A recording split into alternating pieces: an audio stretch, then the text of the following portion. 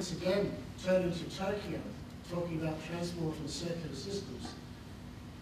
Tokyo Station has 7.5 million people go through its turnstiles twice a day. And it has the central line across the centre of Tokyo with all the bits going out. They move 25 million people a day in that city. So, you know, we can take a look to make it larger. So we need a circular line. I mean, the challenge around that particular topic, and Marion and I have been having other conversations about the whole issue of how you get the funding mechanisms in place. And the government really has a plan that some of us have seen little bits of, and Councillor Mason pointed out that the survey for the so-called Knowledge Arc, which links essentially Curtin University around through the city and out to UWA, there's actually survey work going on, sort of having a look at where it might fit. So some of the work is being done even before the plan's released, if you like, which is a little odd. But the question does come back down to the funding. I worked with Minister McTiernan at the Department of Planning and Infrastructure for about 5 years, and it was a great achievement to see the Mandurah line get put in. That project was about $1.6 billion. If you add a little more, when that was just finished, if you like, I said to the Minister, well, where are we going to spend our next $2 billion, which was the 1.6 plus a bit of inflation, if you like. And then I thought, no, well, that's really the wrong thing to say, Minister, to the Minister. It's where do you spend the next 10 or $20 billion? So you've got a bigger picture of where you might do it. And then it becomes where do you get the money and how do you get that locked in so that it doesn't become a political football over time with treasuries and weighing the waxes and wanes of policy choices, because it needs to be something that's locked into a city building program. But other questions, please. We've been talking about Canning having an ageing population as well as a healthy young population coming up. How important are the arts in, for mental health and, just occupation? Does that come into the plan at all? We've done some work at the Committee for Perth, which is called Can you repeat the question? The Role of the Arts in a Growing Population, particularly with an ageing population. The work that we did was a cultural compact for Perth, and it has a series of recommendations for local government in there. We see the arts as being incredibly important to the future, not only in terms of mental health and community cohesion, but also in terms of a sense of creating local vibrancy and local distinction. And Fremantle's probably a very good example of a place that you go into and you feel it's quite different to a lot of other places in Perth, and it's probably because of its architecture, but also its culture and the way it presents itself. So we certainly have got some challenges out there to local government and to state government, but typically the arts are highly underfunded. And it's just not seen as politically, state level, politically important. But it's essential. It's an essential ingredient to a healthy community. Maybe a couple more questions, please. Councillor. Marion, I'm interested in the comment you made about ageism. Sometimes I think it's probably quicker to fly to Singapore than it is to drive in the freeway. Flying 9 at 4 o'clock. I think you're right.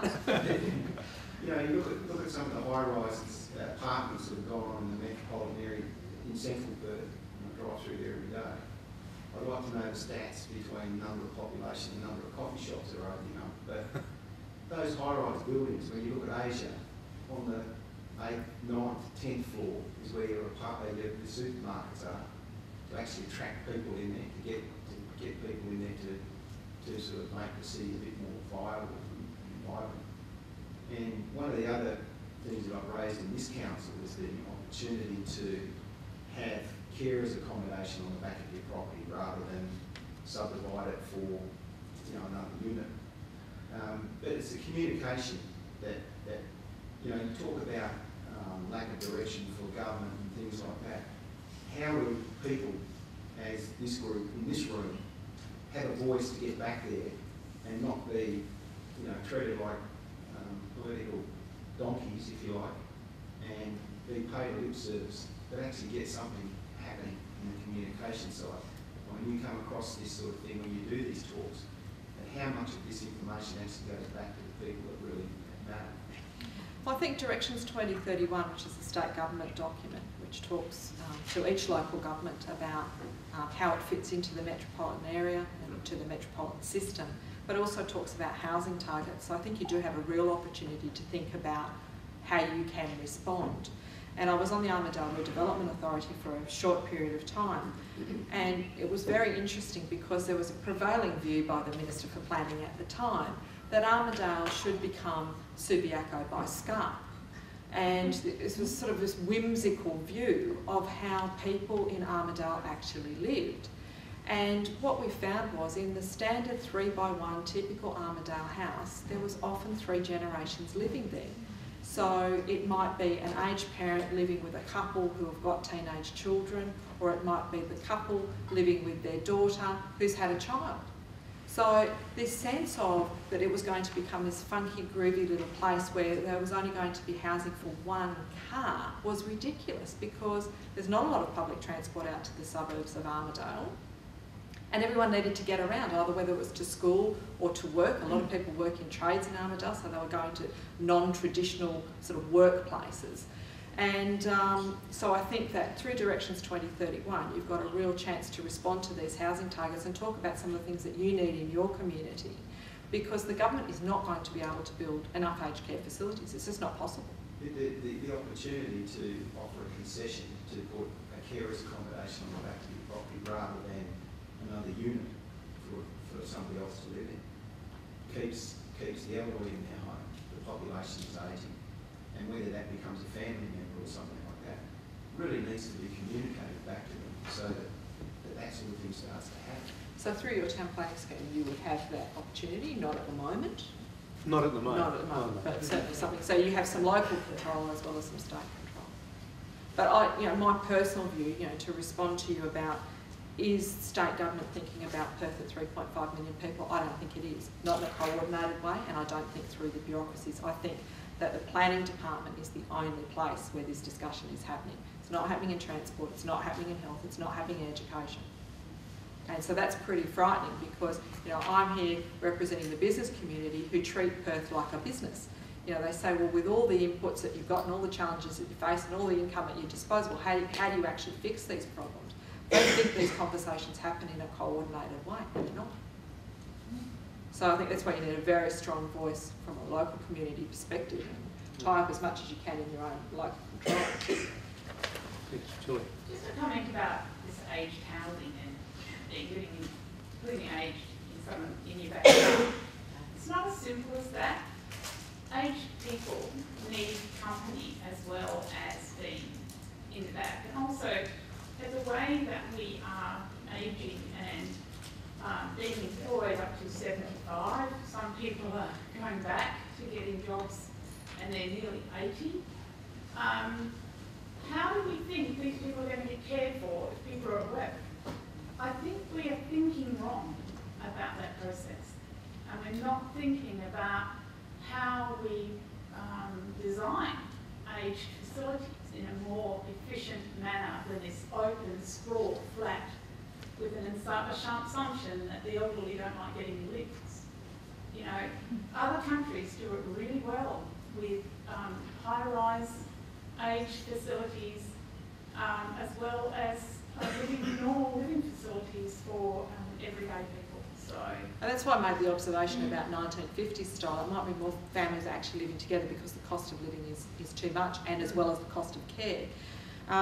In Virginia, just outside of Washington, I saw what presented itself as twin towers of a Hyatt hotel. And then when we sort of scrutinised it a bit more, we actually realised that one tower was the Hyatt Hotel and the other tower was an aged care facility, because they have to do the same things. Linen needs to be changed every day, meals need to be prepared, people need to be looked after. So I thought that was a fantastic co-location opportunity. Just hasn't happened more. Yeah, we just don't think about it. Please. Marion, the city is committed to doing some engagement with young people to find out their needs, and I'm assuming the Committee for Perth has also done some. What has come forward to the Committee for Perth in terms of the needs and what we should be doing in a planning sense for people in the 16 to 26-year-old age group? What are they looking for in their city? Well, interestingly, a young group of professionals who probably fitted more into the 20 to 30 age bracket approached us when we very first formed, and they'd been meeting for about a year at that stage. And they said, we'd really like to come under your umbrella. And we said, well, we actually think you need to be independent of us so that you can give us whatever feedback it is you want to give. Within less than 2 years, they had actually, so this group of 14 people who'd been meeting with much vim and vigour, within 2 years were gone.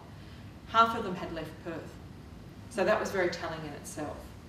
I've subsequently got another group together, and we certainly have some very robust discussions about the Perth of the future.